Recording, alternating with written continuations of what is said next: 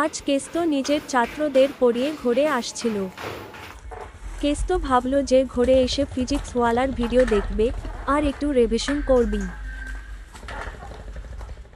কিন্তু কেস্তো ঘরে এসে দেখে যে ইন্টারনেট শেষ হয়ে গেছে আর কেস্তো মাইনে পায়নি, তাই কেস্তো খুব হতাশ হয়ে যায়।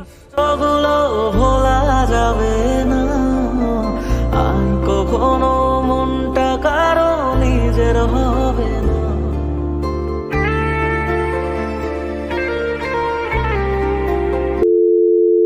তারপর হঠাৎ কেস্টোর একটা ফোন আসে।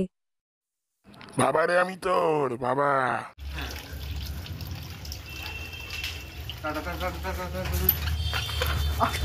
খাওয়া দাওয়া হবে, তুই নিজে করে আছিস ভালো, জোর করে হাত পা বেঁধে ঢুকিয়ে পুরো একদম 3-4 বাজে জল ঢালবো।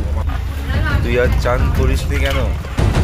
তুই একা করবি ভদ্র হবে না, আমরা অন্ধ করতে পারি। বাবা ক্ষমা করে দিন। খেতে বেঁধে দিবি তো নাকি রে? হ্যাঁ, তুই এখানে দুদিন ডেকে যাই বল। তোর দেওয়াই কষ্টগুলো ভোলা যাবে না আর কখনো, মনটা কারো নিজের হবে